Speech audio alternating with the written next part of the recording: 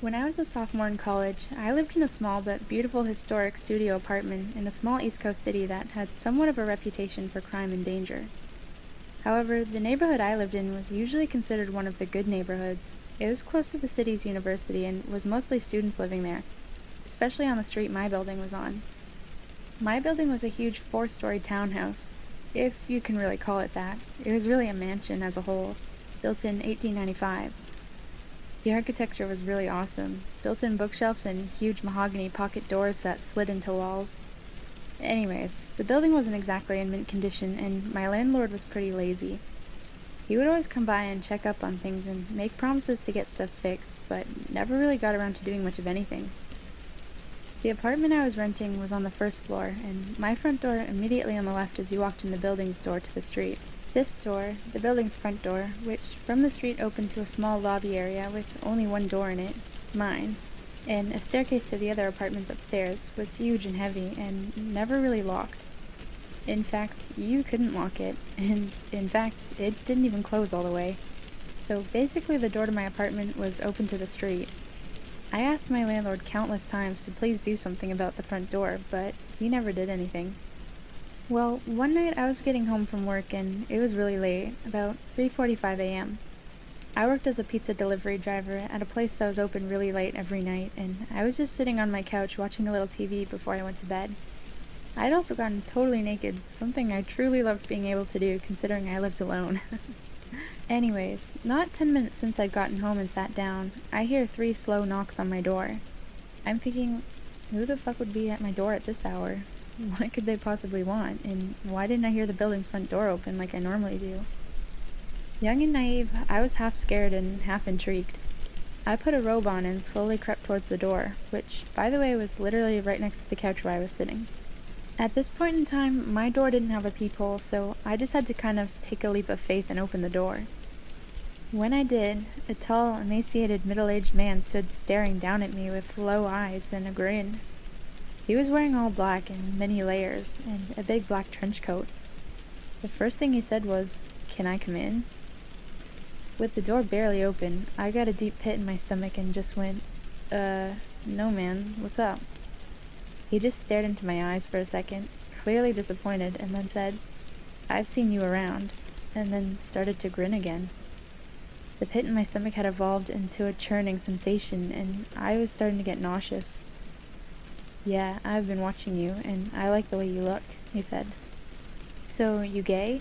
Bisexual?"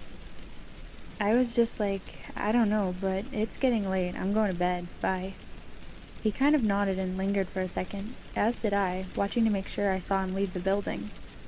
Once he did, I closed the door, locked it, and stood with my hand still on the knob for a good minute at least. After I snapped out of my shock, I ran over to my couch and pushed it up against the door. I ended up sleeping on the couch that night. Even though it was right there, it just made me feel safer, like I could hear if something happened. Well, nothing happened that night, and it wasn't until about a week later, on one of my nights off from work, that I was sitting around my apartment winding down by myself after I had some friends over drinking and smoking a little bit, as college kids do.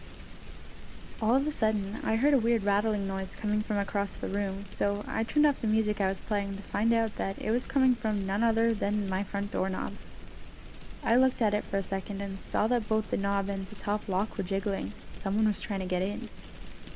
Like a deer in the headlights, I was frozen, staring at things wiggle and shake until I started to see the top lock actually budge and start to turn.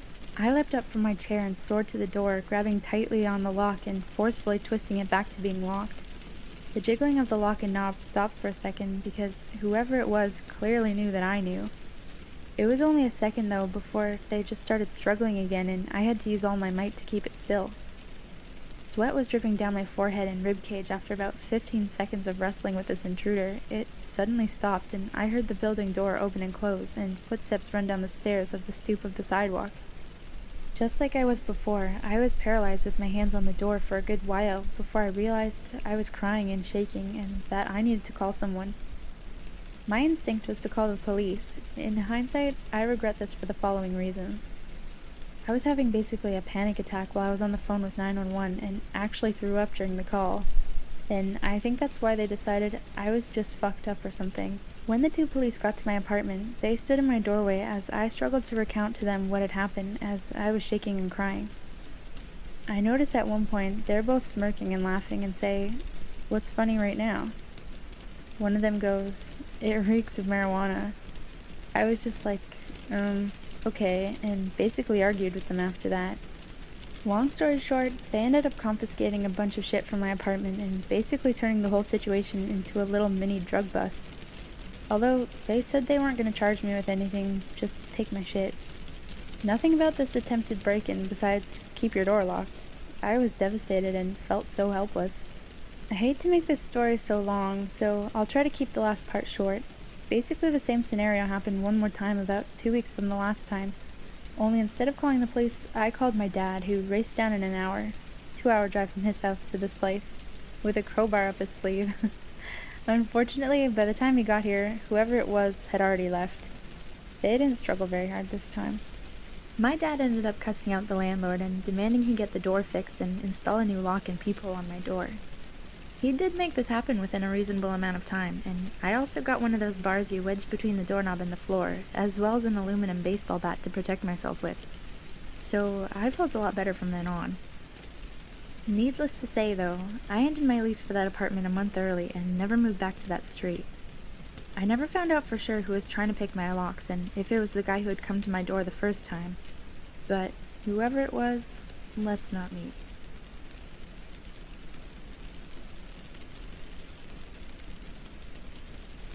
So here's a little backstory. I'm a 19-year-old female living in the UK. I was on my day off from work, as I worked 6 days a week at a very unpopular delivery service called Yodel. My mom was out the night before, staying at my grandmother's house due to her being ill.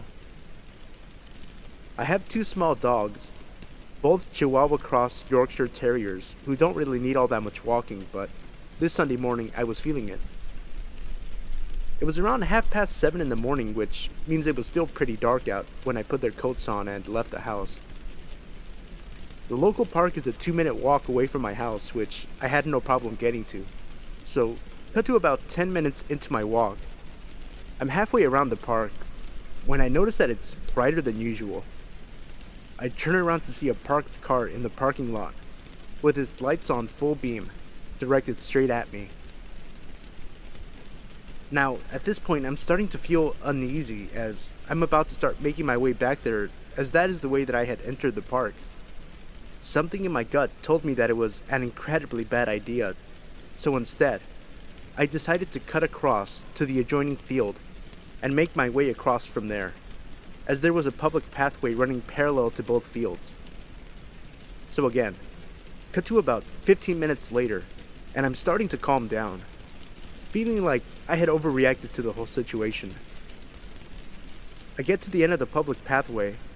I passed a few harmless people, and I'm feeling pretty stupid at that point.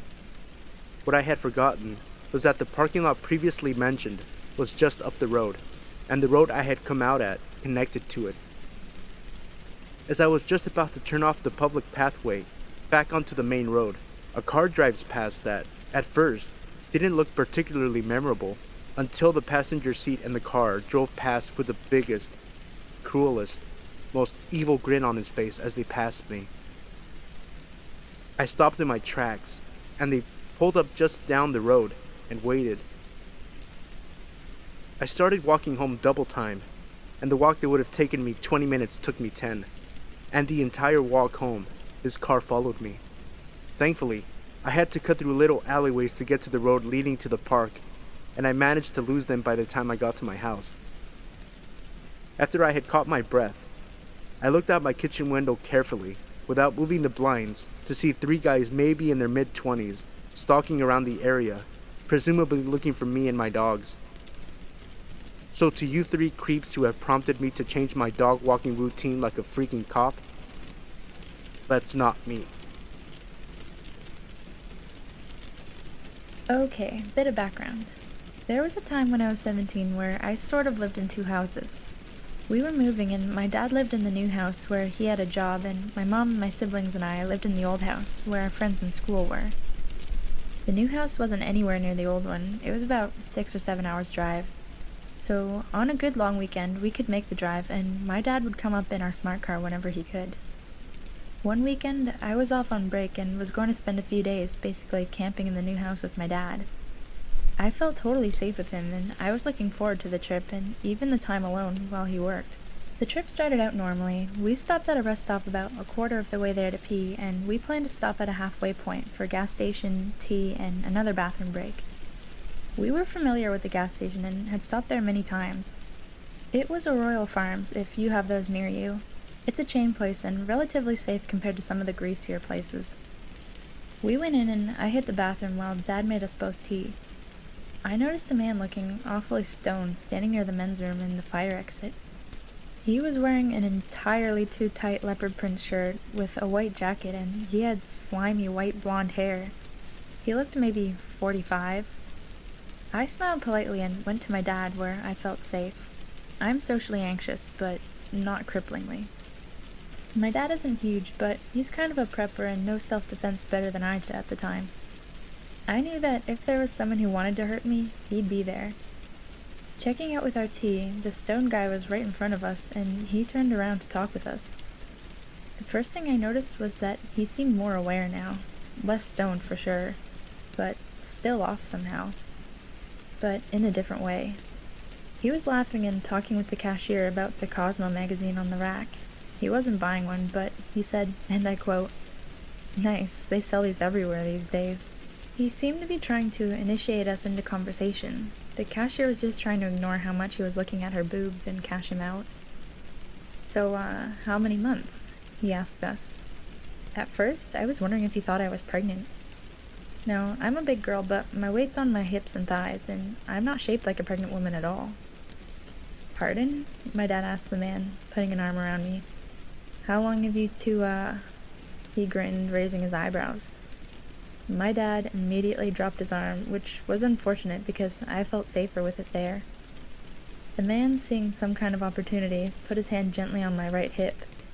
"Oh, no, this is my daughter," he said, a bit baffled and too unprepared for the situation. The man's hand slid a bit lower. Is she single?" he said to my dad, as though I were property he was buying. "No," my dad snapped. "She's not. Goodbye." The man left, and thank goodness, and the cashier rolled her eyes and told us he was a regular, and to be careful going out because he smoked by the entrance. My dad and I waited until we saw him enter his car before we left. I never feel safe in the smart car. It's tiny, and it always attracts a lot of attention because it's a bit of a novelty. There was some traffic as we continued, and it was getting dark, but I swear that man's red truck was always somehow behind us. I pointed it out to my dad, who said that he probably wouldn't follow us all the way to the house, seeing as we split off the highway soon, and the drive was still about 3.5 hours long. The truck followed us for 2 hours, but finally we stopped seeing him. We were on a more secluded road, a 2-lane one with hills and curves, but still well traveled. We stopped again at a rest point, and I was in the car watching the road when I saw the red truck drive past on the road. He had still been following us, only an hour from our house. Thank God he didn't notice we'd pulled off. He might have known where our new house was. Too close for comfort, leopard shirt man. Let's not meet.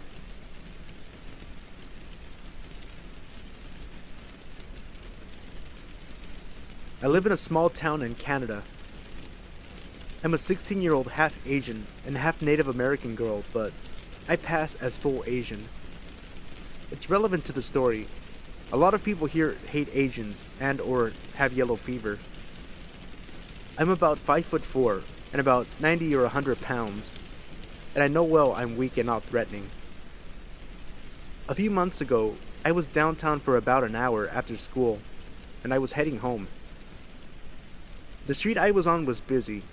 Lots of cars driving or parked on the sides of the street, and a lot of people on the sidewalks. One of the cars slowed down a little, and a woman yelled, "Hey," or something. And I looked over, but I couldn't really see them, so I ignored it and kept walking, thinking they were talking to someone else. Not long after I passed the driveway, I heard a sort of yell that sounded the same. I kept walking, but they pulled out of the driveway and followed me slowly. I tried to ignore it, but I came to an intersection where I had to wait, and they pulled up next to me. In the passenger seat was a woman who I think was in maybe her mid-30s. To be honest, she kind of looked like stereotypical white trash, but that may be too harsh. I could see a man maybe mid or late 40s in the driver's side. Again, the woman said, "Hey." I said hi because I didn't want to be rude, and she asked my name. I almost told her before realizing I probably shouldn't, so I said why, and she responded, "Because you're cute." I awkwardly thanked her, and I think she said you're welcome, but I was starting to cross the street already. I was a little freaked out because in the interaction she seemed kind of laughing like she was making fun of me or knew something I didn't. I saw the car again a couple of times, and they seemed to be circling blocks trying to keep up with me or know where I was. I was scared because soon I would reach my house and they would see me going in and know where I lived. I heard them come up behind me and the woman said something again. I tried to ignore her, but she kept going and said things like, "Turn around. Why won't you talk to me?" I didn't want to be rude, but I was very uncomfortable. When I wouldn't talk to her and started walking faster, she started yelling things more violent and saying they wanted to take me somewhere or tell me or show me something. She called me a squinty-eyed chink, said I should go back to my own country if I don't even speak English.